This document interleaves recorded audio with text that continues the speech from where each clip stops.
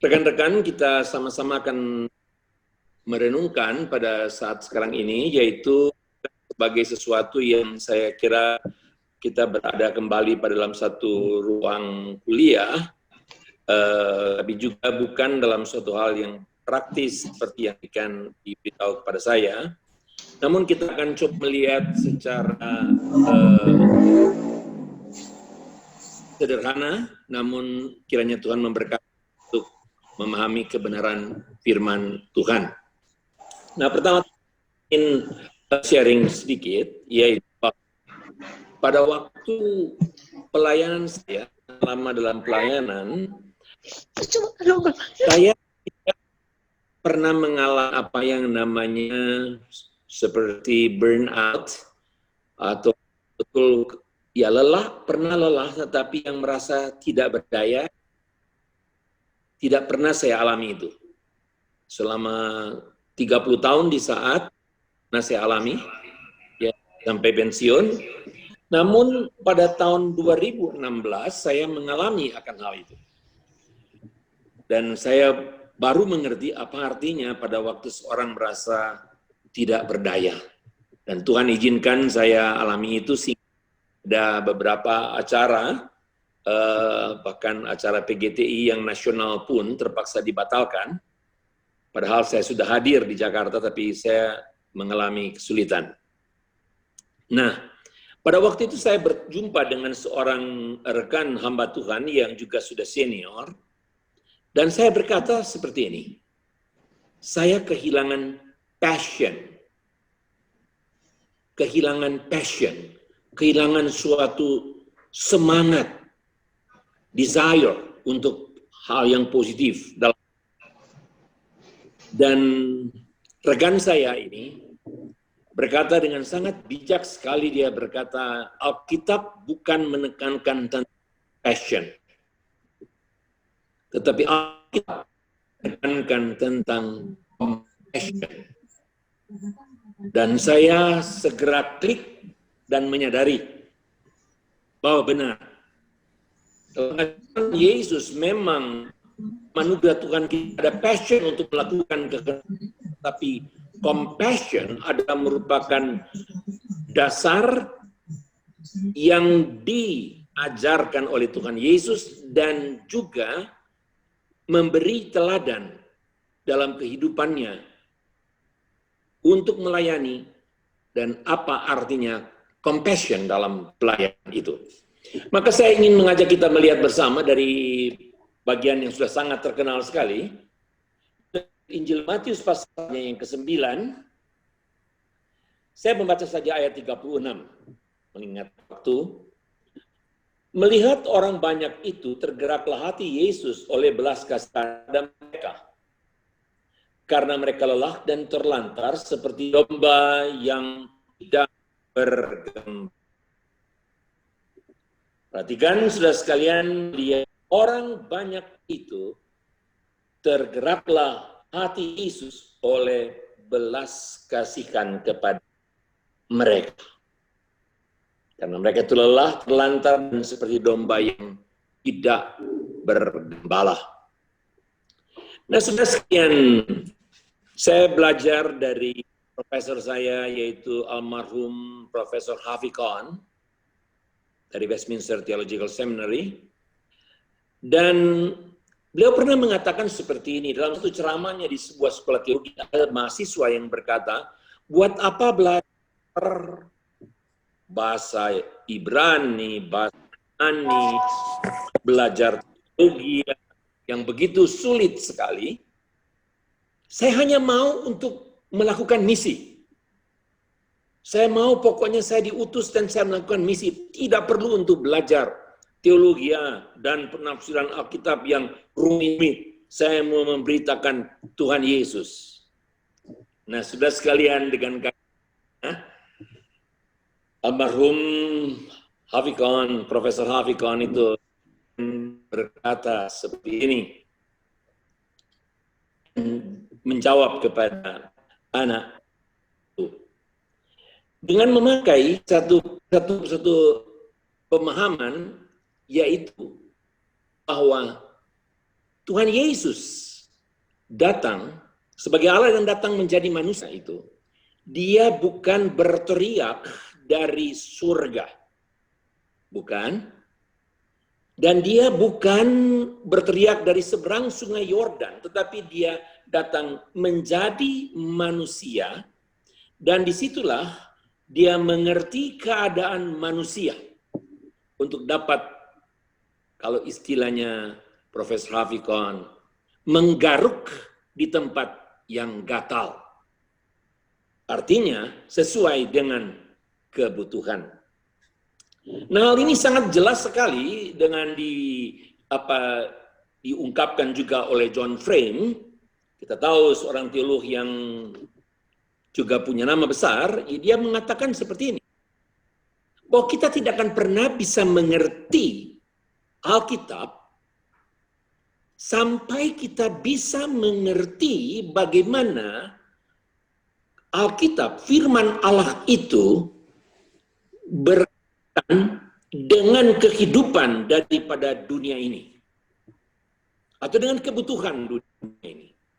Nah, disinilah sudah sekalian kita lihat, ini adalah merupakan jawaban. Memang betul kita memberitakan Injil tanpa yang embel-embel yang sulit.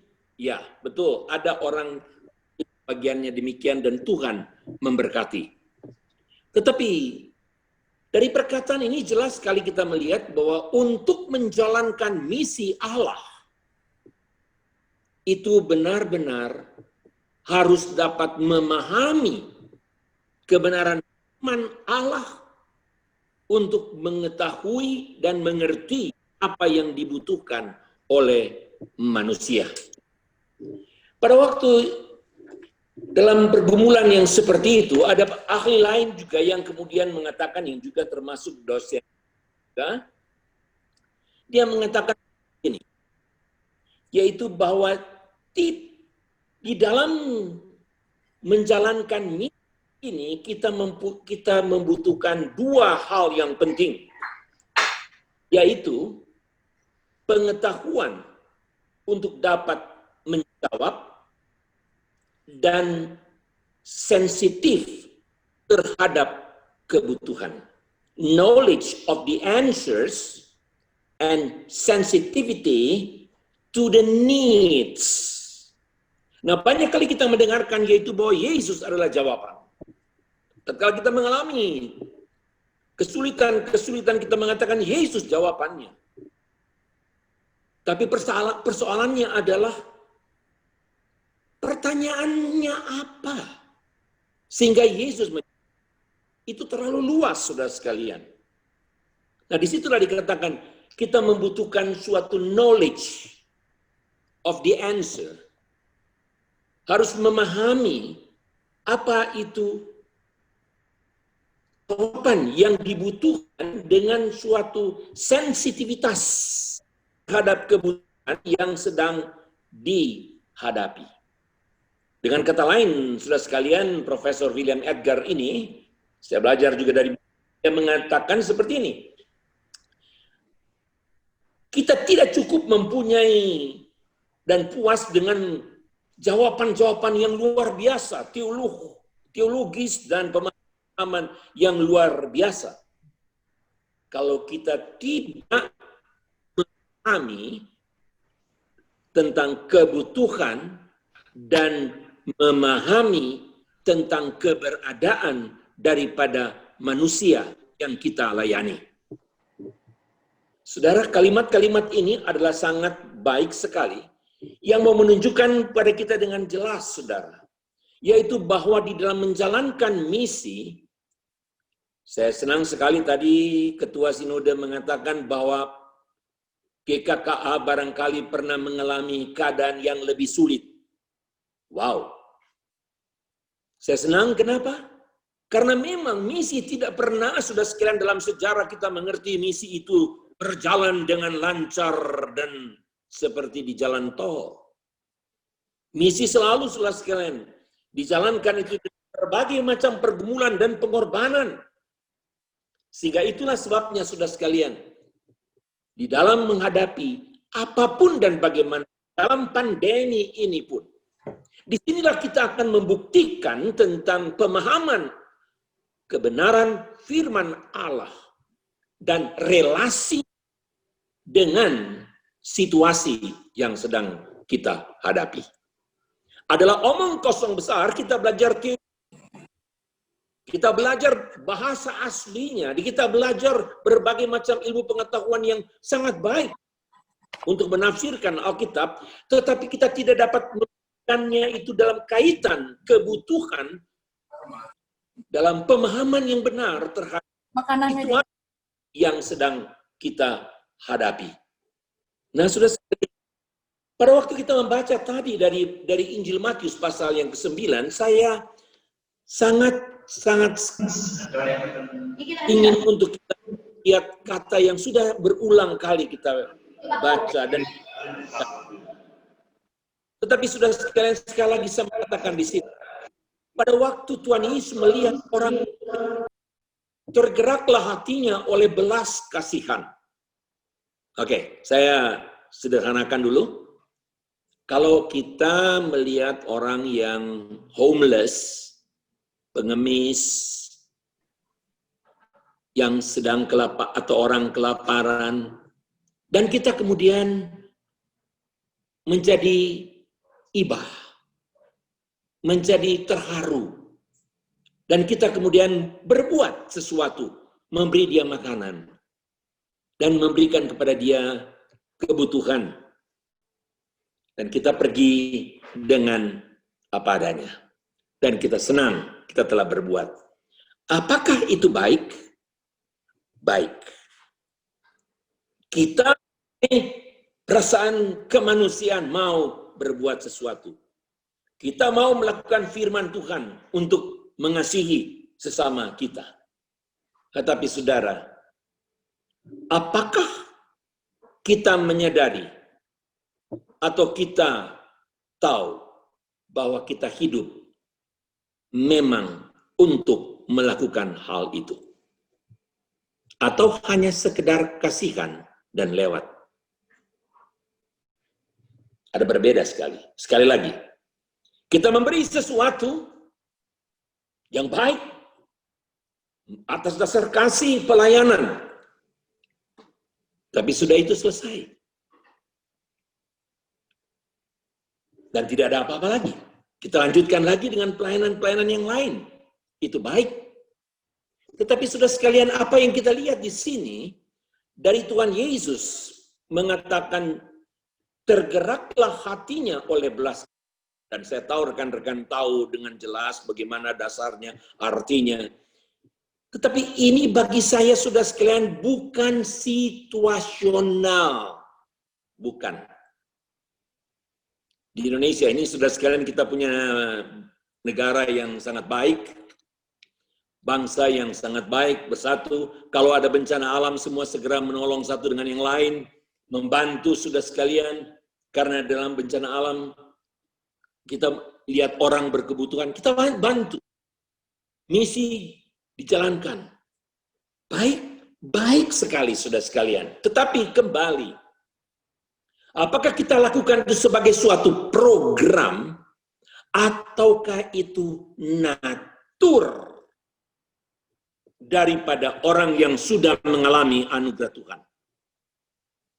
Itu berbeda.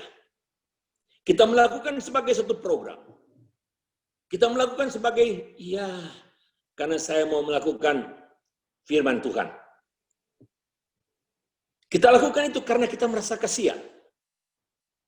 Tetapi Tuhan Yesus berbeda. Bukan kasihan, bukan situasional. Namun itulah natur, sifat dasar. Kalau tidak, mana mungkin Allah yang maha besar datang menjadi manusia kalau bukan oleh karena belas kasihan. Saya melihat perbandingannya kalau Yohanes berkata, yaitu karena demikian besar kasih Allah akan dunia ini sehingga dia berikan anaknya yang tunggal itu. Saya melihat sama persis nilainya, saudara. Apa yang dikatakan tergeraklah hati Yesus oleh belas kasihan. Sesuatu yang dari dalam. Sesuatu yang menjadi bagian secara utuh sekarang dinyatakan, bukan karena sekedar satu situasi. Dan menarik sekali, saudara sekalian, di dalam kita melihat bagian ini, saudara, yaitu bahwa Injil Matius menunjukkan kepada kita bagaimana kata ini digunakan 4 kali. Yang pertama, saudara sekalian, kita tahu yaitu bahwa disebutkan di dalam Injil Matius, yaitu apa yang kita baca tadi. Yang kedua, saudara sekalian, kita melihat yaitu waktu Tuhan Yesus memberi makan 5.000 orang, juga sama. Melihat orang banyak itu, tergeraklah hatinya oleh belas kasihan. Demikian juga, saudara sekalian, pada waktu Tuhan Yesus memberi makan 4.000 orang, didahului dengan tergeraklah hatinya oleh belas kasihan. Dan yang keempat, menarik sekali, adalah di dalam Injil Matius pasal yang ke-18. Raja yang mengampuni hamba yang tidak dapat membayar hutangnya, itu berbelas kasihan. Sehingga saya melihat suatu link, saya melihat satu garis merah yang sangat jelas. Yesus datang dalam natur berbelas kasihan. Yang bukan cuma kasihan, tapi berbuat sesuatu at any cost. Dengan harga yang berapapun harus dibayar. Dan itulah diwujudkan dengan ketaatannya sampai mati di atas kayu salib. Sehingga kita dapat dengan syukur dan menyembah berkata kita ditebus bukan dengan perak atau emas, tapi dengan darah anak domba yang tak bercacat dan tak bernoda itu. Itulah belas kasihan yang diperagakan oleh Tuhan Yesus. Bagaimana dalam pelayanannya yang sampai mengorbankan dirinya. Nah, perhatikan saudara sekalian, Matius pasal 9 ini berbeda dengan Markus, tapi konteksnya yang digunakan ini sebelum Tuhan Yesus mengutus murid-muridnya untuk pergi memberitakan kerajaan Allah. Nah, saudara sekalian, berarti yang Tuhan Yesus inginkan, kalau kita lihat konteksnya lebih jauh lagi daripada pengajaran-pengajaran di khotbah di bukit dan sebelumnya, Tuhan Yesus telah mempersiapkan supaya murid-muridnya itu dapat melayani betul-betul dengan suatu fondasi pemahaman yang benar. Namun sudah yang kita kemudian pertanyakan, bagi atau paling tidak saya pertanyakan, saudara sekalian. Murid-murid yang keluar pergi melayani Tuhan. Beritakan Injil Kerajaan Allah. Lukas mencatat kalau 70 orang yang kembali itu dengan sukacita. Saya pikir murid-murid juga sama, akan kembali dan melaporkan, walaupun Injil tidak mencatat jelas demikian, tapi suatu sukacita yang besar, wah, luar biasa, pelayanan yang luar biasa. Ya. Tetapi sudah sekalian, yang menarik saya adalah, tatkala kita melihat mereka dengan sukacita menghadapi pelayanan yang karena Tuhan Yesus mengutus mereka itu, saudara. Pertanyaannya adalah apakah mereka itu sukacita dalam kebanggaan, kesombongan pelayanan, arogansi pelayanan, merasa hebat, ataukah pelayanannya itu didasarkan dengan compassion, belas kasihan, dan untuk kemuliaan. Maafkan sekali saudara sekalian kalau saya mengutip satu kali sekalian yang barangkali tajam, paling tidak bagi saya saudara sekalian, daripada seorang yang bernama Leslie Newbigin berkata, yaitu bahwa Injil tidak sampai secara maksimal mencapai dunia ini. Mengapa? Saya hanya membaca satu pernyataan. Because the church has sought security in its own past instead of risking its life in a deep involvement with the world. Gereja yang memang mengatakan diutus, terutus, terpanggil. Tetapi sudah sekalian, mari kita jujur. Khususnya sebelum pandemi, sudah sekalian, bukankah terlalu banyak kita dapati, yaitu bahwa gereja lebih banyak mencari kenyamanan, keamanan di dalam kehidupan bergereja dengan ungkapan haleluya, puji Tuhan. Anugerah Tuhan yang besar. Itu bukan barang baru, sudah sekalian. Kalau kita memperhatikan sudah sekian sejarah, dan ini memang perlu ada penyelidikan yang lebih dalam lagi, saudara, yaitu setelah rasul-rasul meninggal. Kita lihat pekabaran Injil tidak sama seperti pada waktu rasul-rasul masih hidup. Yang terakhir dari Yohanes. Oke, sampai Polikarp. Paling tidak, sudah sekalian, sampai AD 200. Kita melihat bahwa pekabaran Injil masih sangat-sangat luar biasa. Tetapi kemudian catatan-catatan, sekalipun terus ada perkembangan, tetapi sudah berbeda. Mulai terjadi kemelut dengan soal perdebatan doktrin-doktrin, konsili-konsili. Itu terjadi. Terjadi perpecahan antara gereja Katolik, bukan Roma Katolik, gereja Katolik dengan gereja Ortodoks. Yang akhirnya kemudian terjadi dengan reformasi. Mengapa? Karena gereja walaupun ada program misi, ada program misi. Ada pelayanan, ada pelayanan. Tetapi sudah sekalian, gereja sedang mencari keamanan diri sendiri, kenyamanan diri sendiri, dan tidak terlalu peduli berbelas kasihan kepada orang banyak dan tidak rela untuk mengambil resiko. Masuk gereja reformasi, sudah sekalian. Bukankah kita tahu, sudah sekalian, misi modern itu daripada William Carey?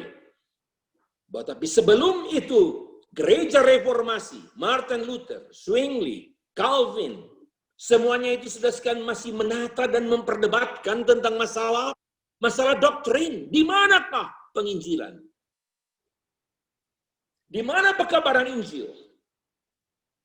Untuk menyatakan bahwa Jesus is the answer sebagai keselamatan manusia. Tapi gereja pada waktu itu sudah sekalian sibuk dengan keberadaannya. Baru kemudian dalam misi modern kita melihat perkembangan-perkembangan yang menggembirakan. Namun, maafkan saya kalau saya berkata, sangat mungkin kita kembali kepada hal yang sama. Kenyamanan kembali. Jadi kalau murid-murid telah melayani, sudah sekalian pertanyaannya, mereka melayani atas dasar compassion, belas kasihan, atau asal dasar tugas, program, dan seterusnya. Atau dasar kepentingan dan keuntungan diri, kekuasaan, membangun akan kerajaan sendiri. Maafkan kalau saya berkata, sudah sekalian, dalam pengamatan saya memakai istilah di komputer, saudara, yaitu bahwa saya melihat kecenderungan gereja-gereja mementingkan hardware, perangkat keras, tetapi kurang memperhatikan software, perangkat lunak. Gereja kelihatan megah dengan berbagai macam acara dan berbagai macam program. Luar biasa, kelihatannya luar biasa. Tapi kembali pertanyaannya, sudah sekalian, apakah itu menjawab kebutuhan pekabaran. Van Til pernah berkata seperti ini. The special revelation of God to man came not only by way of intellectual information. It came both as word and deed. Perhatikan sudah sekalian ini. Yaitu bahwa wahyu khusus itu. Yang Allah yang datang menjadi manusia itu. Yang datang kepada manusia. Tidak dengan cara hanya untuk intellectual information. Memahami doktrin-doktrin yang luar biasa. Jangan salah mengerti, sudah sekalian, saya pentingkan doktrin. Tapi dengan memahami doktrin-doktrin itu. Dan akhirnya sudah sekalian, antara the word and the deed, itu ada kesenjangan. Antara kata, firman Allah, ataupun perkataan kita dan perbuatan kita, di situ terjadi kesenjangan. Sudah sekalian, ini menjadikan satu perhatian bagi kita. Dengan singkat saya mau mengatakan lebih lanjut, sudah sekalian. Saya senang sekali sudah dari perkataan Ketua Sinode tadi menyebutkan, saudara, tentang masalah tanggung jawab.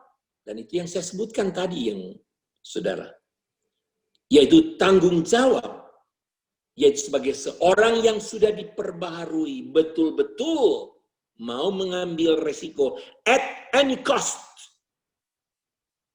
karena belas kasihan yang didemonstrasikan oleh Tuhan Yesus. Nah, namun saudara sekalian, yang kedua kalau saya sebutkan, yaitu dalam pengajaran Tuhan Yesus yang seperti itu. Mengapa saya katakan tadi saya meragukan tentang apa yang dilakukan oleh murid-murid? Kenapa, saudara sekalian? Kita perhatikan, saudara. Di dalam pelayanan mereka yang sudah mereka lakukan. Kalau kita dari Injil Matius pasal yang ke-14, saudara. Di sana ada peristiwa bagaimana Petrus mau berjalan di atas air dan dia tenggelam. Dan pada waktu itu dia berteriak, Tuhan tolong, Tuhan tolong, Tuhan tolong. Dan Tuhan Yesus pegang tangannya. Tuhan Yesus menolong dia tidak tenggelam. Saudara, namun perhatikan, saudara. Di Matius pasal yang ke-15, waktu perempuan Kanani itu datang meminta tolong kepada Tuhan Yesus dengan teriakan yang sangat-sangat mirip, kalau tidak mau dikatakan sama, saudara sekalian. Kasihanilah aku ya Tuhan, anak Daud, karena anakku perempuan kerasukan setan dan sangat menderita. Yesus tidak menjawab. Tapi perhatikanlah, murid-muridnya datang dan meminta kepada Tuhan Yesus, suruhlah ia pergi. Ia mengikuti kita dan berteriak-teriak. Dia sangat mengganggu. Dia membuat kita tidak nyaman. Suruh dia pergi. Saudara bisa lihat hubungannya. Pelayanannya telah dilakukan sebelumnya. Bagaimana pelayanannya? Kalau berhadapan dengan situasi yang seperti ini, perempuan yang berteriak-teriak itu, ya oke, karena dia adalah perempuan Kanani. Orang Kanaan yang mungkin dianggap musuh. Dan mumpung Yesus tidak menjawab, murid-muridnya yang berkata, suruh dia pergi. Pertanyaan kembali, apakah ada belas kasihan di situ? Kita senang sekali waktu kita berseru, ya Tuhan tolong aku Tuhan. Aku tenggelam Tuhan. Aku bingung, aku gelisah. Aku sakit. Tuhan tolong, kita bersyukur. Tapi adakah itu mengubah hidup kita untuk punya belas kasihan waktu orang lain berteriak, tolonglah aku. Kita ingat pertama kali sudah sekian kita menjadi percaya. Barangkali kita tidak minta tolonglah, tapi kita datang dengan pertobatan yang sebenarnya kita tenggelam dan meminta hanya Tuhan Yesus yang menolong dan kita diselamatkannya. Adakah kita punya hati yang berbelas kasihan atau suruh dia pergi? Dan itu terjadi juga sama persis, saudara sekalian. Kita melihat yaitu bahwa Tuhan Yesus memberi makan 5.000 orang. Kembali ke perkataan itu. Suruh mereka itu pergi. Bagaimana mungkin kita mau memberi mereka makan? Suruh mereka itu pergi. Oke, baik. Siapa yang bisa memberi makan 5.000 orang? Tidak ada suatu clue, tidak ada satu bukti. Namun, sudah sekalian, segera Matius mencatat, yaitu ada Yesus memberi makan 4.000 orang. Apakah reaksi daripada murid-murid positif? Apakah mereka bisa berkata, oke, sekarang sekali lagi kami akan melihat mujizat, kita akan melihat mujizat. Oke, sekali lagi seperti yang lalu sudah diperbuat. Dia adalah Tuhan. Dia berjalan di atas air. Dia luar biasa. Dia membuat mujizat. Nah, sekarang kita akan melihat lagi. Tapi kembali sudah sekalian, yang mereka sebutkan, suruh mereka pergi mencari makanan mereka sendiri. Dengan tegas, yaitu suruh mereka pergi. Tidak perlu untuk dilayani. Sudah sekalian, itu artinya apa? Sekali lagi saya mau katakan, suka sekali diberkati. Dan kita senang dan bersyukur diberkati. Tetapi begitu sering kita kurang suka untuk menjadi berkat. Kita senang dengan melihat mujizat terjadi dalam diri kita. Tetapi kita kurang antusias melihat terjadi pada diri orang lain. Disitulah sudah sekalian kita perhatikan, yaitu bahwa Yesus melihat dan tergeraklah hatinya oleh belas kasihan, dan Tuhan Yesus mau murid-muridnya, kita semua seperti itu. Itulah yang disebut oleh Ketua Sinode tadi. Dalam poin kedua, kesatuan yang tidak egoistis. Tidak mementingkan diri sendiri.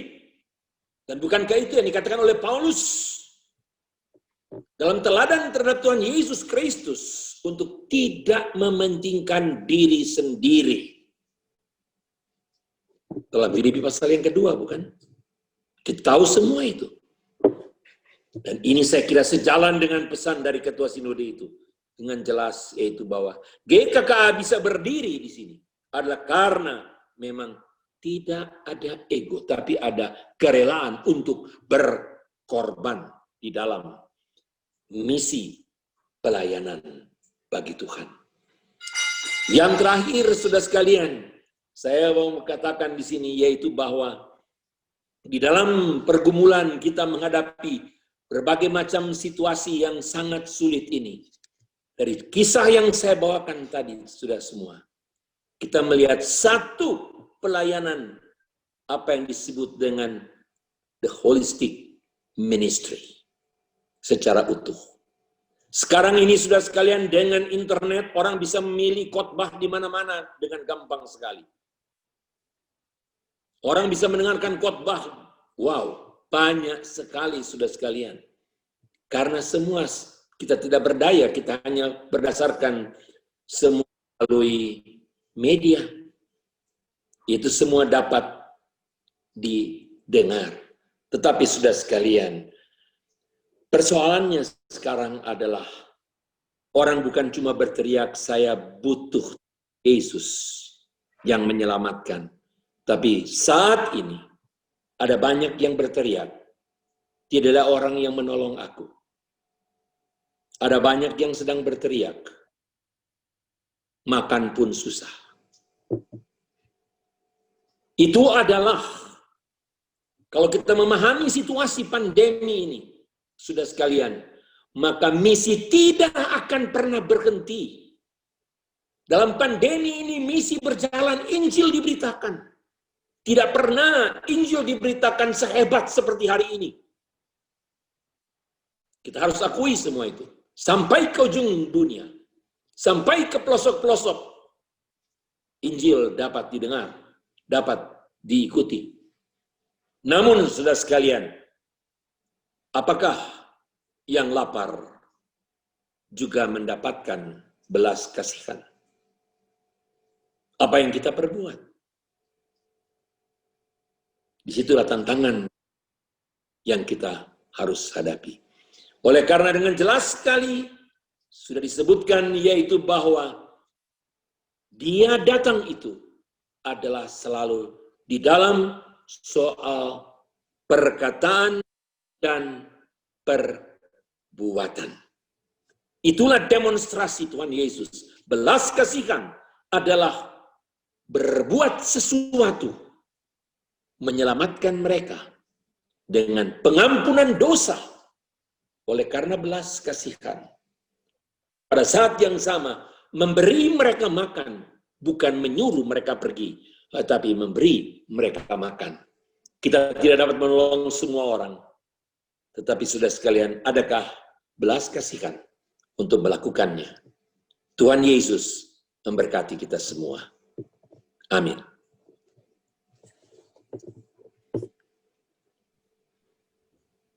Ya, terima kasih kepada Bapak Pendeta Bubi Tekwalu yang telah menyampaikan KKR misi bagi kita sekalian.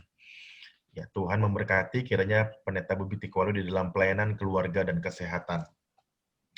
Berikutnya kita akan masuk di dalam sesi berikutnya adalah penyampaian materi tentang misi secara teknis yang akan dibawakan oleh Bapak Pendeta Hendra Ray. Saya akan menyampaikan profil singkat daripada Bapak Pendeta Hendra Ray. Bapak Pendeta Hendra Ray pernah menjadi misionaris di negeri China selama 7 tahun. Beliau sekarang adalah hamba Tuhan di Gereja Injili Indonesia Hock Im Tong, juga sebagai ketua harian dari Sinode Gereja Kristen Paroki.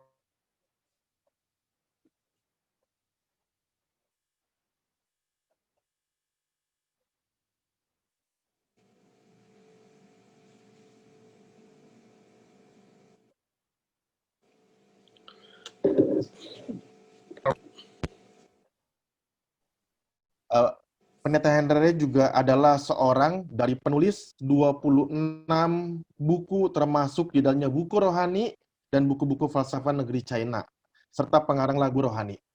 Ya, berikutnya kepada Pendeta Hendra Ray dipersilakan untuk menyampaikan materi. Terima kasih, Tuhan memberkati.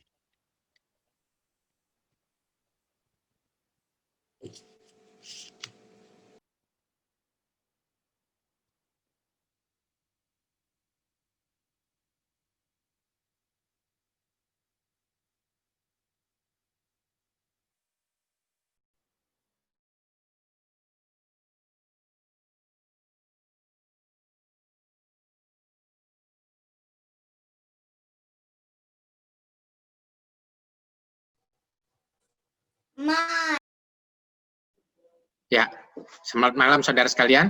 Nah, ini bagi orang Tionghoa satu huruf yang sangat disukai di sepanjang segala perayaan itu huruf ini, ya. Orang bilang fu, itu saudara lihat sebelah kiri ini fu bacanya. Ini kalau Imlek atau kalau hari raya Tiongchiupia atau apa selalu ada kayak gini, ya, orang menikah selalu ada orang begini, ya. Itu artinya 3 huruf ini. Pertama, berkat, beruntung, dan bahagia. Menurut falsafah orang Tionghoa, maka huruf ini, fu ini, diberkati, beruntung, dan hidup bahagia, itu dibutuhkan sepanjang waktu dan melintasi segala situasi. Ya. Huruf ini berasal dari yang sebelah kanan ini, saudara lihat ya. Saya jelaskan nggak apa-apa, yang tidak mengerti nggak apa-apa. Saya kasih gambaran. Yang ini artinya firman Tuhan. Ini bahasa Mandarinnya tuh shi atau chi shi lu. Yang kitab Wahyu pakai huruf ini. Singkatan kitab Wahyu pakai karakter ini. Yang atas ini disebut I, yang kedua ini ko, tien. Artinya seorang dengan seluruh hartanya harus dekat dengan firman Tuhan, baru dia bisa merasa berkat, beruntung, dan bahagia. Ya, jadi yang namanya berkat, beruntung, dan bahagia, seorang tidak bisa terlepas dari Tuhan dan firman-Nya. Dan ini dibutuhkan segala situasi. Jadi kalau kita memikirkan orang membutuhkan hidup yang bahagia, beruntung, dan penuh berkat, maka dia harus sering dekat dengan Tuhan dan firman-Nya. Sedangkan kalau huruf Fu ini tanpa ada firman Tuhan, ikotian itu bacanya artinya tidak berarti. Berikutnya, ini juga yang sangat dibutuhkan oleh orang Tionghoa sepanjang waktu dan melintasi segala situasi. Ini artinya Mei, itu artinya hidup yang indah atau cantik. Banyak orang Tionghoa perempuan itu namanya Mei, ya. Meli itu pakai huruf ini nih kebanyakan, ya. Dan ini bukan hanya soal paras, tetapi hidup yang rasanya itu banyak indahnya daripada susahnya. Nah, sebelum itu saya jelaskan huruf ini seringkali dipakai sebagai wahyu umum atau jembatan untuk memberitakan wahyu khusus, yaitu Tuhan Yesus. Ini yang itu artinya anak domba, dan ini membesar. Jadi siapapun yang membesarkan anak domba, hidupnya akan indah dan hidupnya akan cantik. Sepanjang sejarah negeri Tiongkok, tidak ada anak domba yang bisa membuat hidup seorang cantik dan indah. Nah, ini bisa kita memperkenalkan seperti yang tadi Pak Bobi bilang, kita memperkenalkan Yesus sebagai anak domba Allah. Jadi kalau kita membesarkan anak domba, hidup kita cantik. Dan ini butuh sepanjang waktu dan segala situasi. Sebaiknya huruf ini bacanya cho. Cho artinya bau. Ya. Ini di atas ini ceci, artinya diri sendiri. Yang bawah ini, saudara lihat, sama, ta. Jadi orang yang suka membesarkan dirinya sendiri, itu orang yang bau. Ya. Bagi filsafat Tionghoa, orang yang sehari upload 3 kali statusnya, di-upload 3 kali, pasang foto 3 kali dalam sehari, itu orang bau. Nah, saudara mau cantik atau mau bau, itu pilihan saudara. Ya. Nah, saudara, firman Tuhan mengatakan, Matius 20:28, sama seperti anak manusia datang bukan untuk dilayani, melainkan untuk melayani, dan untuk memberikan nyawanya menjadi tebusan bagi banyak orang. Nah, saudara, inilah misi Tuhan Yesus. Ya. Misi adalah kasih Allah yang terus mencari manusia yang berdosa dan tidak pernah putus asa dan melintasi sejarah dan menembus berbagai rintangan. Di dalam istilah misi, selalu kita tidak bisa berkata take care, gitu ya. Kalau ke anak kita jalan, kita selalu bilang take care. Tetapi di dalam misi itu seringkali kita harus mengatakan take risk. Jadi beranilah ambil resiko. Sama seperti anak manusia yang mengorbankan dirinya sendiri, memberikan nyawanya bagi tebusan bagi banyak orang. Berikutnya Lukas 19 ayat 10 kita seringkali juga membacanya, dikatakan sebab anak manusia datang untuk mencari dan menyelamatkan yang hilang. Dan tugas anak manusia untuk mencari dan menyelamatkan yang hilang tidak bisa lockdown. Ya. Dan Allah akan terus mengasihi. Kalau seandainya Allah lockdown 6 bulan ini kepada kita di Indonesia, matilah kita. Ya, jadi karena itu anak manusia tidak lockdown terhadap kita. Ya. Dan dia ingin terus mencari dan menyelamatkan yang hilang.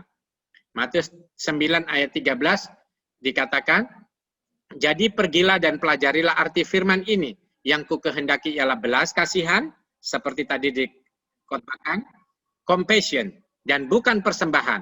Karena aku datang bukan untuk memanggil orang benar, melainkan orang berdosa. Karena inilah Yesus Tuhan kita diutus oleh Allah Bapa menuju dunia ini. Ya, dikatakan missio Dei. Missio Dei adalah utusan Allah. Jadi saudara sekalian, misi Allah adalah misi gereja. Misi Allah sama dengan misi gereja. Ada aksi dan ada proklamasi. Ya, misi itu aksi dan proklamasi melalui mulut kita ataupun melalui hidup dan karya kita. Itulah misi. Misi Allah adalah misi gereja.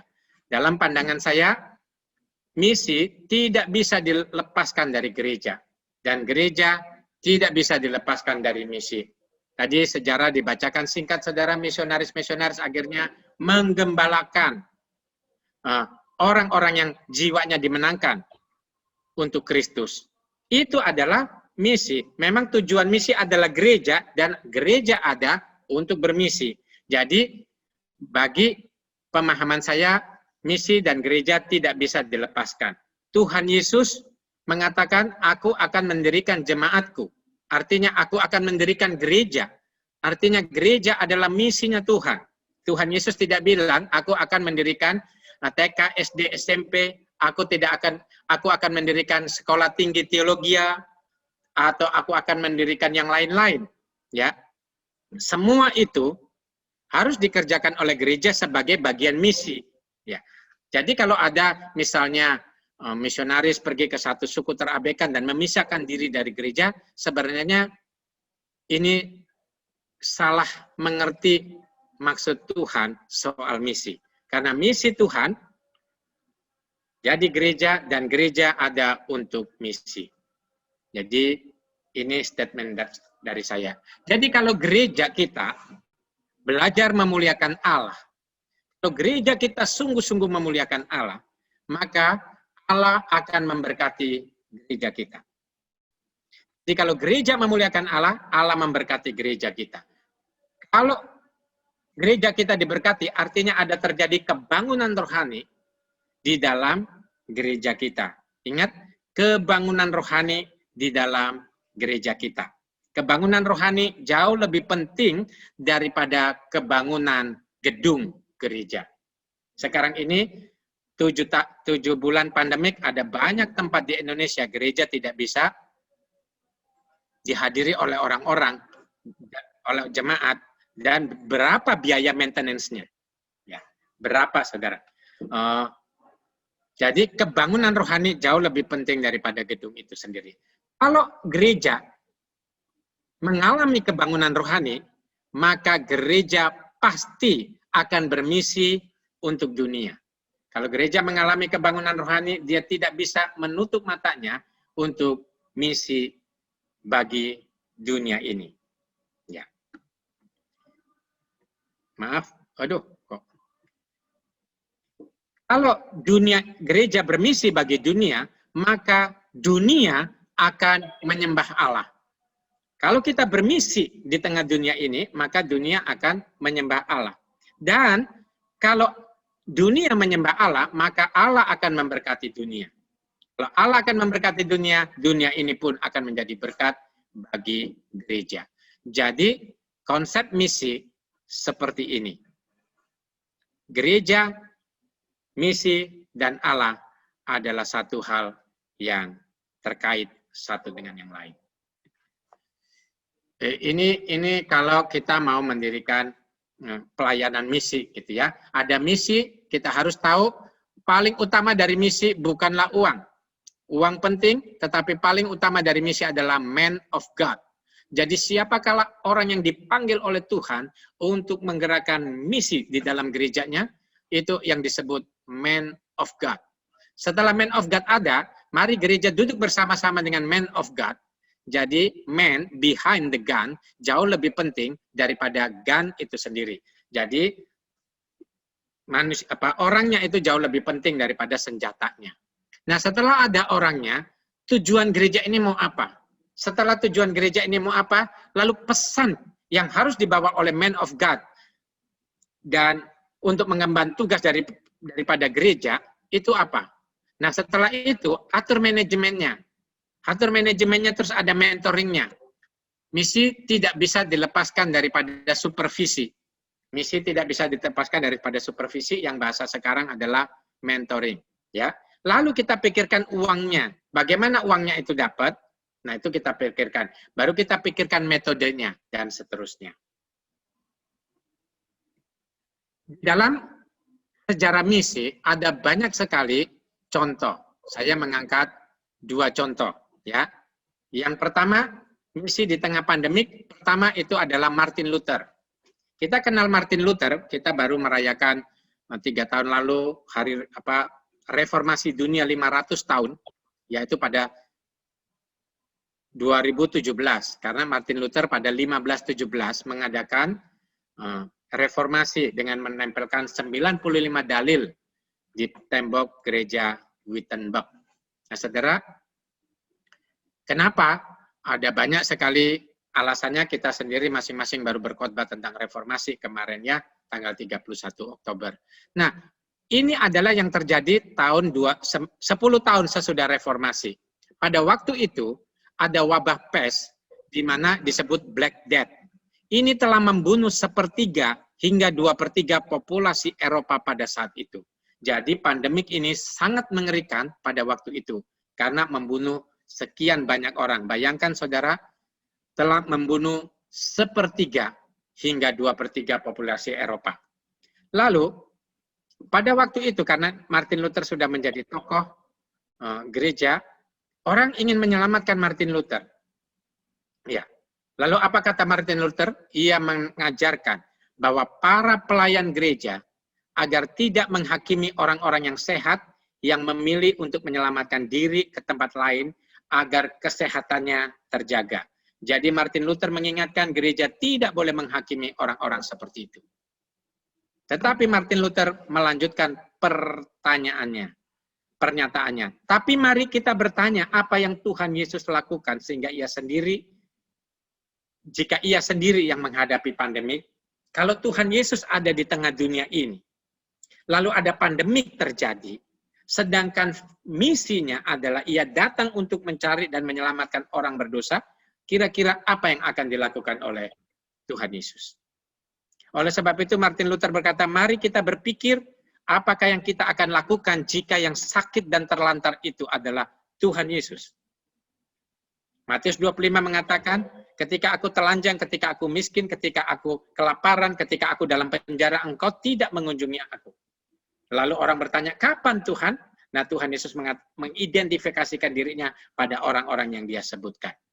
Akhirnya, saudara, Martin Luther memutuskan untuk bertahan di Wittenberg dan pergi mengunjungi mereka yang sakit dan terlantar.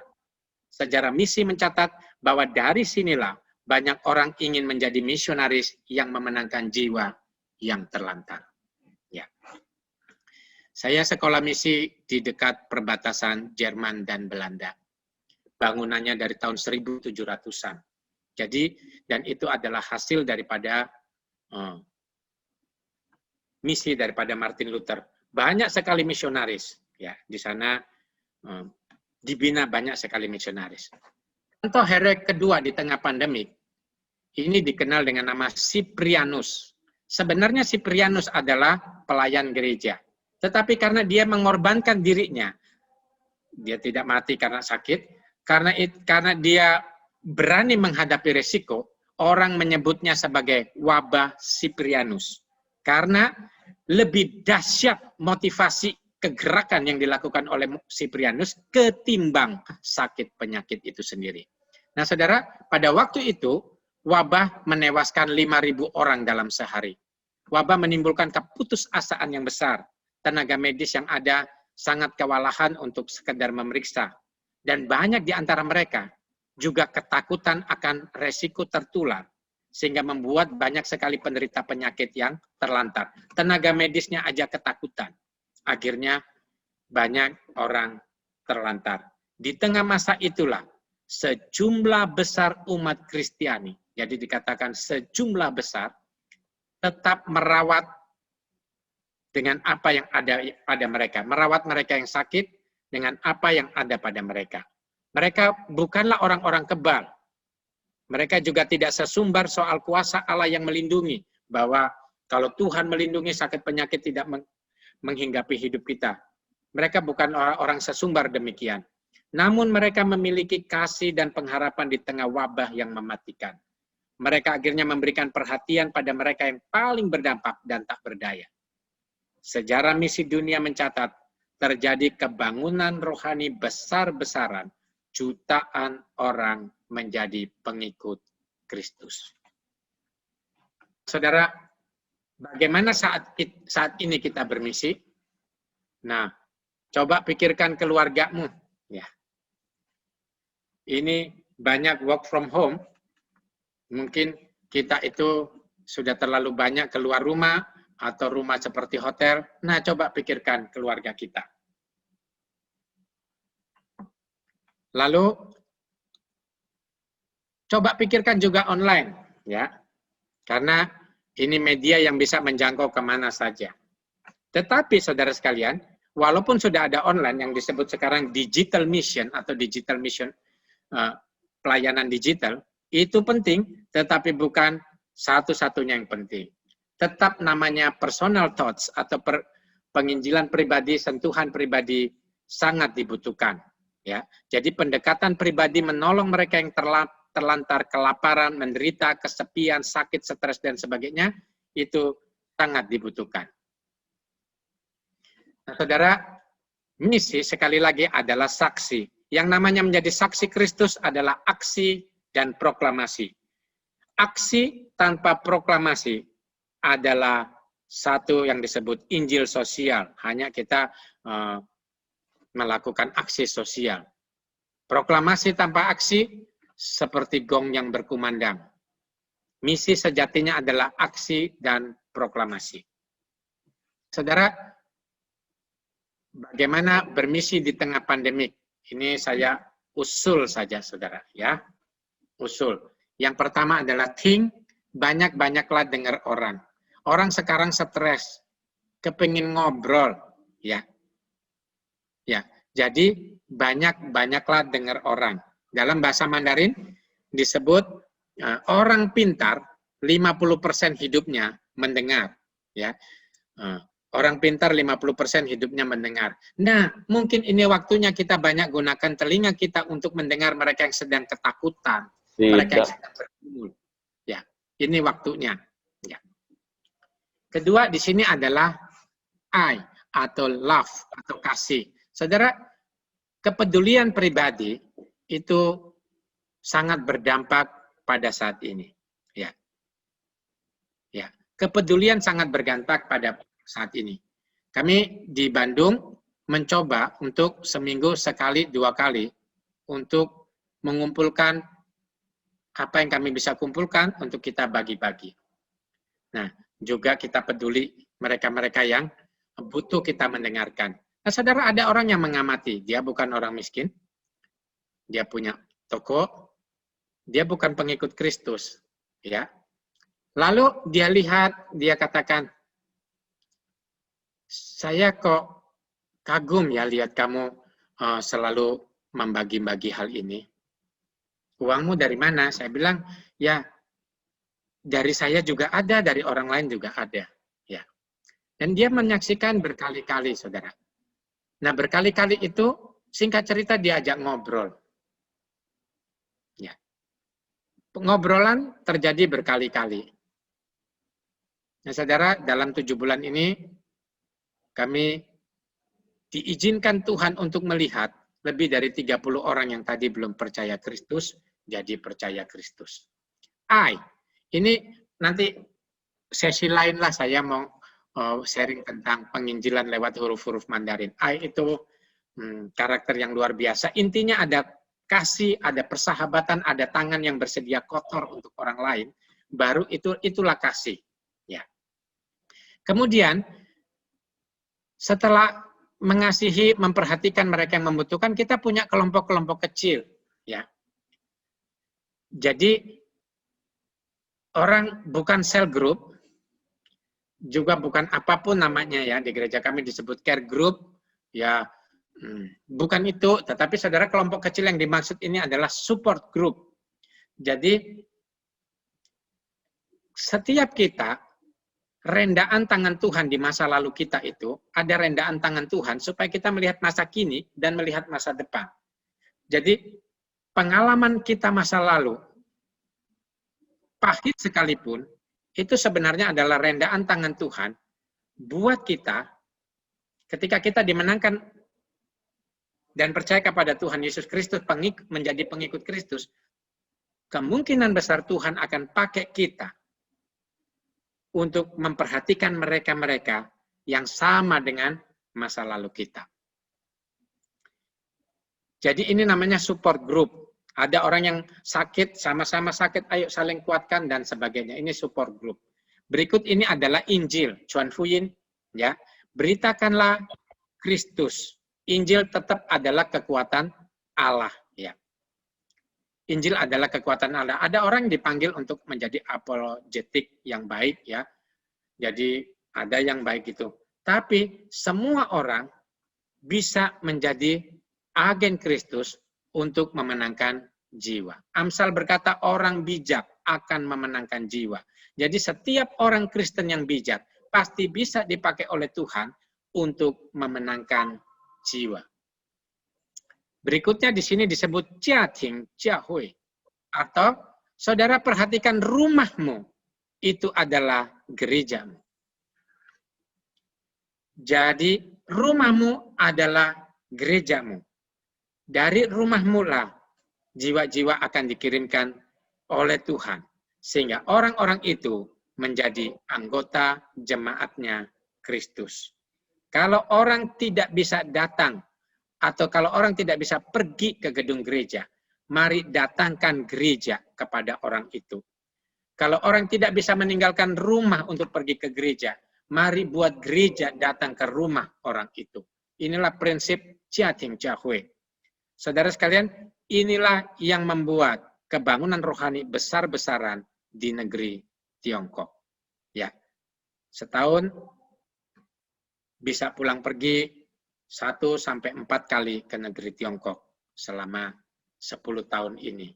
Nah, saudara sekalian, dalam masa-masa itu kami selalu lihat jiwa terus didatangkan Tuhan melalui kecil-kecil gini. Jadi kalau kegerakan kekristenan di dunia, di Tiongkok, itu banyak dari rumah ke rumah. Itu sebabnya disebut jiating jiahui atau gereja rumah. Khususnya pada masa pandemik seperti ini, kami selalu berkomunikasi dengan murid-murid yang dulu kami bawa dari Tiongkok untuk sekolah di STTB atau sekolah di Saat. Kami ada kontak-kontak, kita punya grup, dan mereka menyaksikan ada banyak orang-orang ketakutan, orang-orang khawatir, orang-orang yang berantakan. Bahkan di tengah work from home ini, banyak orang menjadi bercerai. Di Tiongkok, kasus perceraian tinggi. Ternyata di Indonesia, di Jawa Barat itu tertinggi di Indonesia selama masa pandemik orang bercerai. Kenapa? Tiap hari lihat lulu juga. Jadi mereka stres lihat orang yang sama. Nah, bayangkan kalau kita bisa memaknai berbeda, banyak keluarga yang dimenangkan, ya. Jadi mari kita menggerejakan keluarga dan mengkeluargakan gereja kita. Kemudian ini disebut Chongfu. Chongfu adalah sesuatu yang diajarkan berulang-ulang.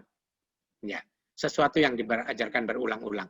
Jadi usulan misi di tengah pandemik banyak-banyaklah dengar. Bersedialah tangan kita dikotori agar orang-orang yang kotor itu menjadi lebih bersih, agar orang-orang yang kita anggap rendah itu atau kekurangan itu bisa tersenyum bahagia. Lalu buatlah kelompok-kelompok kecil, ya. Kami coba mempraktekkan dengan anak-anak muda. Maka selain orang dimenangkan untuk Kristus pada waktu masa pandemik ini dari belum Kristen, tetapi banyak orang yang tadinya tidak ke gereja, justru masa pandemik ini mau ikut kelompok karena mereka stres banyak. Saudara, kalau Yesus itu jawaban, bagaimana cara jawabnya? Nah, itu PR kita, ya. Lalu teruslah, Injil adalah kekuatan Allah. Jangan malu bersaksi tentang nama Kristus, ya. Lalu rumah dan diulangi. Nah, saudara, saya sharing sedikit tentang Allah menyelamatkan keluarga. Dalam PL Kejadian 7 dikatakan, berfirmanlah Tuhan kepada Nuh, masuklah ke dalam bahtera itu engkau dan seisi rumahmu. Tuhan berjanji kepada Nuh, dan Nuh, keluarga Nuh diselamatkan. Dalam bahasa Mandarin, ajaib saudara, kata kapal itu terdiri dari perahu yang diisi dengan 8 orang. Ya, jadi jadilah kapal. Makanya itu bisa menjadi wahyu umum untuk memberitakan Injil Kristus.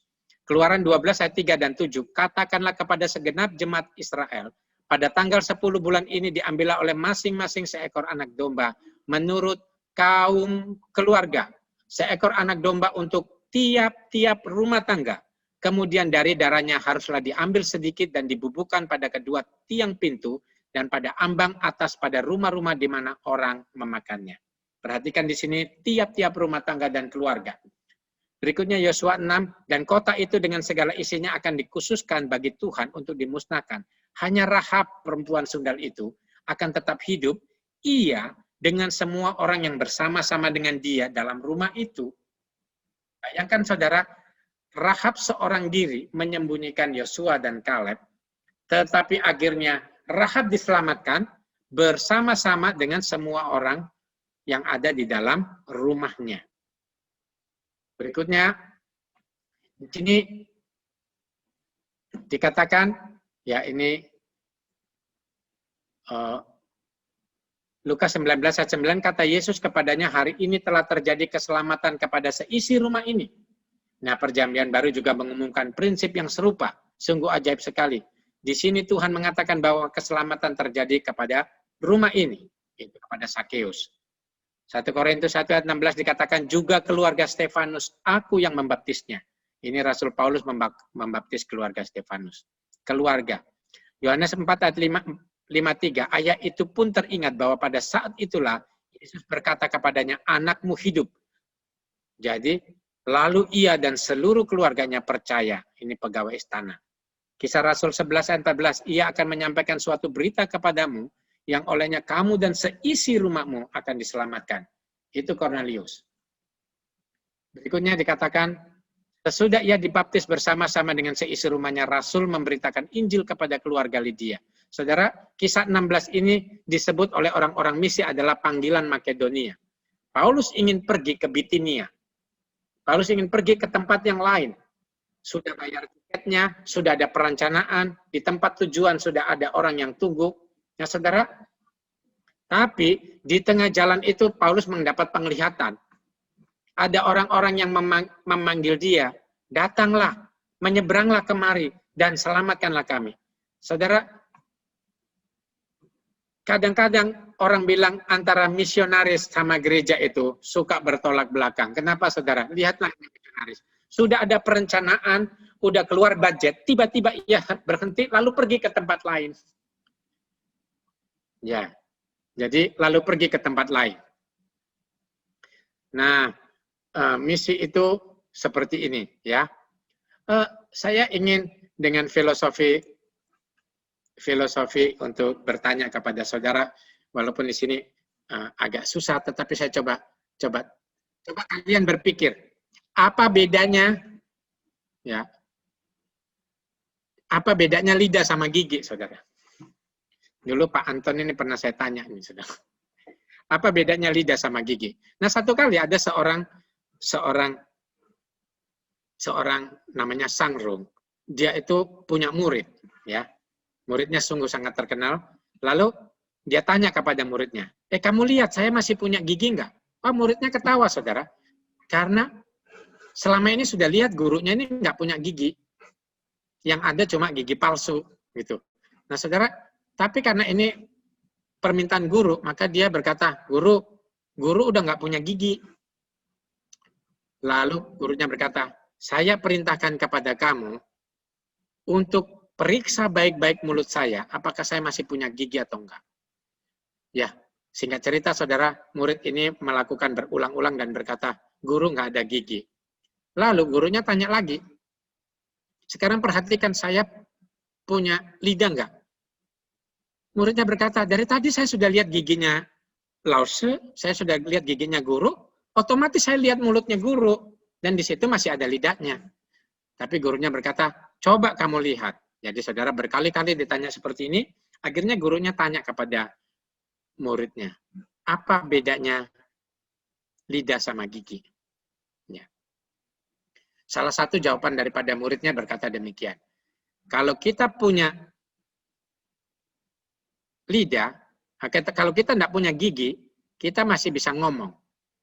Ya, agak nggak jelas tapi masih bisa ditangkap. Tapi kalau kita nggak punya lidah, kita nggak bisa ngomong. Ya banyak sekali ya saudara, sampai kalau orang Indonesia mungkin akan yang 50-an tahun ke atas akan mengatakan memang lidah tak bertulang gitu ya. Tapi saudara akhirnya singkat cerita gurunya mengarahkan kepada satu tujuan. Lalu dia tanya, lidah sama gigi mana yang rontok duluan? Oh gigi, lidah enggak. Jadi gurunya namanya Sangrung ini mengajarkan kepada muridnya. Orang-orang yang terlalu kaku dengan aturan biasanya mati duluan. Orang-orang stroke, orang kena berbagai penyakit. Ini katanya Sangrung ya saudara. Kalau saudara ada dokter di sini, mohon maaf silakan diteliti gitu. Ya, saya pernah tanya sih, memang orang-orang yang kaku, marah dan sebagainya itu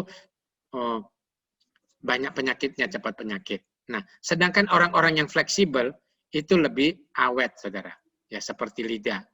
Lidah itu bukan tidak berprinsip, ia tetap pada porosnya. Tidak pernah meninggalkan porosnya, tetapi dia bisa ke sana dan kemari. Intermezzo. Kisah 16. Percayalah kepada Tuhan Yesus Kristus dan kau akan selamat, kau dan seisi rumahmu. Lalu kisah 11. Ia akan menyampaikan suatu berita kepada kamu yang olehnya kamu dan seisi rumahmu akan diselamatkan. Kisah 18. Tetapi Krispus kepala rumah ibadat itu menjadi percaya kepada Tuhan bersama-sama dengan seisi rumahnya dan dibaptis. Nah, saudara, janji Tuhan bagi keluarga, berbahagialah orang yang takut akan Tuhan, yang sangat suka kepada perintahnya, anak cucunya akan perkasa di bumi. Mazmur 37, dahulu aku muda sekarang menjadi tua, tetapi ya tidak pernah kulihat orang benar ditinggalkan atau anak cucunya meminta-minta roti, dan seterusnya. Nah, saudara, ini misi di tengah pandemik. Ini saya kutip dari Lausanne. Jadi, saudara, kongres misi nomor 1 di dunia itu namanya Kongres Lausanne. Intinya, saudara, jadi misi itu kita mau, misi itu kita mau berhenti daripada kita mau menghindari resiko, atau kita berani ambil resiko. Ya. Perlu menjaga kesinambungan jangka panjang, tetapi orang-orang yang mengambil resiko, dia akan mempengaruhi dunianya.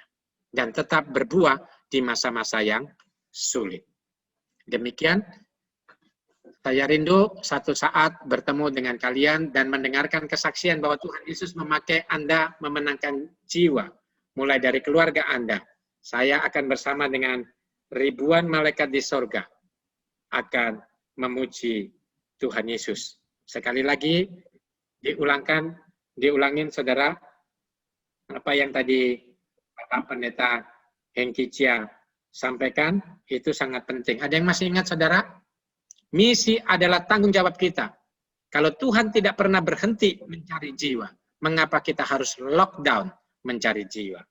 Kedua, misi itu tidak pernah jalan sendiri. Perlu kesatuan. You never walk alone. Ya, tepatnya, you cannot walk alone. Tahun 2005, Liverpool tertinggal 0-3 dari kesebelasan AC Milan dengan Andrei Shevchenko yang pada waktu itu hebat sekali. Tertinggal 0-3, saudara. Dalam Liga Champion, itu mujizat kalau bisa membalikan keadaannya. Tetapi ketika punggawa-punggawa Liverpool pada babak pertama beristirahat, semua kepala mereka tertunduk. Karena mereka sudah tertinggal 0-3, dan mereka sudah tahu AC Milan adalah yang merajai Eropa saat itu. Ketika kepala mereka tertunduk, penonton di tribun, penontonnya Liverpool menyanyikan lagu You Never Walk Alone. Dan saudara, ketika akhirnya peluit panjang berhenti, Liverpool 4, AC Milan 3. Dan ketika mereka bersaksi, mereka berkata, karena mereka mengatakan you never walk alone. Nah saudara, jadi kesatuan sangat penting. Jangan berjalan sendiri-sendiri. Tuhan Yesus sendiri aja mengutus orang untuk memenangkan jiwa, berdua-dua. Tidak pernah sendiri-sendiri. Ya, cuma saya dulu jadi guru sekolah Alkitab punya dosa banyak, suka ngutus murid sendiri-sendiri, yaitu dosa saya gitu. Nanti kalau murid stres, murid disalahkan, yang disalahkan muridnya. Aduh, kasihan sekali. Saya bertobat, saudara. Dan yang terakhir, saudara, kejemaatan, tanggung jawab, kesatuan, dan kejemaatan. Jangan lupa, misi tidak dapat dilepaskan dari gereja. Tujuan utama misi memenangkan jiwa, dan jiwa itu menjadi umat Kristus, yaitu gereja Tuhan secara organis. Dan gereja ada, itu harus melakukan misi. So, kalau kisah dulu, ada misionaris-misionaris pendiri-pendiri GKKA menjadi gembala, maka mungkin saat ini Tuhan akan membangkitkan gembala-gembala untuk menjadi misionaris. Tuhan memberkati. Ya. Ya, terima kasih kepada Bapak Pendeta Hendra Ray yang telah menyampaikan materi bermisi secara teknis untuk kita sekalian. Kiranya Tuhan memberkati Pak Pendeta Hendra Ray di dalam keluarga, pelayanan, dan kesehatan. Ya, oke, berikutnya kita akan bersama-sama masuk di dalam sesi foto sebelum kita akan memasuki sesi tanya-jawab. Ya. Sesi foto bersama dipimpin oleh Bapak Diaken Suntoro Kurniawan. Oke, selamat malam Bapak Ibu dan teman-teman sekalian. Tolong videonya dinyalakan semua. Ada 8 lembar ya, jadi agak sedikit lama. Oke, saya akan mulai. Lembar pertama. Senyum semua. Lembar kedua. Karena tidak tahu ada berada lembar keberapa. 3. 4, 5, belum buka semua ya, 6, 2 lembar lagi, 7, lembar terakhir, tidak ada videonya semua, seperti biasa. Oke, silakan tonton, selesai. Ya, terima kasih Bapak Diaken Suntoro Kurniawan yang telah memimpin kita di dalam sesi foto. Oke, Bapak Ibu yang dikasih oleh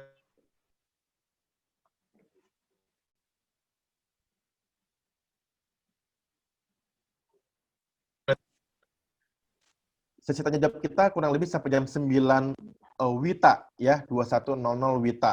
Jadi kalau WIB itu sampai jam 8 kurang lebih begitu ya. Kita akan melihat animo, mungkin ada Bapak Ibu yang ingin bertanya baik kepada Bapak Pendeta Bubi Tekoalo atau kepada Bapak Pendeta Hendra Ray. Dengan demikian kita mengakhiri akan seminar misi dari yang diselenggarakan oleh Departemen Misi Gereja Kebenaran Kalam Allah Indonesia. Ya, kami selaku panitia mengucapkan terima kasih kepada 2 narasumber, kepada Bapak Pendeta Bubi Tekoalo dan kepada Bapak Pendeta Hendra Ray. Kiranya Tuhan memberkati selalu di dalam kehidupan, keluarga, dan pelayanan. Dan kepada setiap kita dari berbagai GKKA, gereja GKKA di seluruh Indonesia yang hadir, maupun ada beberapa dari peserta dari berbagai gereja lain juga yang ikut berpartisipasi.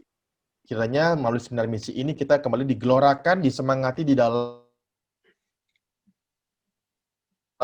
baik. Kita akan mengakhirinya. Doa penutup kita dengan kasih Bapak Pendeta Emeritus Saul Simatupang untuk menutup di dalam doa selaku Sekum Sinode GKKA Indonesia.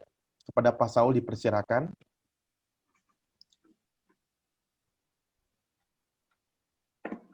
Ya, mari kita berdoa. Ya Tuhan, kami bersyukur dan memuji Engkau Bapa karena Tuhan telah memberkati seminar misi kami pada malam hari ini. Bersyukur untuk firman Tuhan yang selalu mengingatkan kami. Walaupun bukan hal yang baru, tapi kami selalu diingatkan, disegarkan kembali, supaya kami sebagai gereja Tuhan telah menikmati kasih Kristus. Kami juga punya belas kasihan yang sungguh-sungguh, yang bersumber daripada Kristus, sehingga dengan belas kasihan itu kami bisa memberitakan Injil kepada orang-orang di sekitar kami, kepada orang-orang yang di luar kami juga. Terima kasih Tuhan untuk kedua hamba-Mu yang telah menyampaikan firman Tuhan yang begitu banyak. Tuhan, kami berdoa supaya Tuhan berkati sehingga hal ini tidak hanya menjadi pengetahuan bagi kami, tidak hanya menyegarkan bagi kami untuk saat ini, tapi sungguh-sungguh dapat kami lakukan dalam pelayanan kami, baik kami yang melayani di jemaat, baik kami yang melayani di yayasan, baik kami sebagai anggota jemaat, sebagai majelis, kami semua rindu untuk menyatakan cinta kasih Tuhan kepada orang lain, baik yang dekat dengan kami di dalam gereja maupun di luar gereja. Terima kasih Bapak. Tuhan, kami berdoa supaya program-program misi di dalam gereja bukan hanya sekedar program, tapi sungguh-sungguh yang bersumber dari isi hati Tuhan, sehingga kami lakukan kehendak Tuhan dalam memberitakan Injil. Terima kasih Tuhan, karena Engkau juga berjanji bahwa Engkau akan selalu menyertai. Berikanlah hikmat, akal budi kepada setiap gembala sidang, setiap hamba Tuhan, setiap rekan-rekan majelis, sehingga benar-benar bisa memikirkan dan mewujudkan kasih Tuhan melalui misi. Apakah melalui misi gereja atau melalui lembaga misi yang ada, kami berdoa supaya Tuhan berkati. Terpujilah Engkau Bapa di surga. Sebentar kami akan akhiri acara ini, kami akan masuk dalam kehidupan kami masing-masing. Pimpin berkati kami di dalam menjalankan misi Tuhan.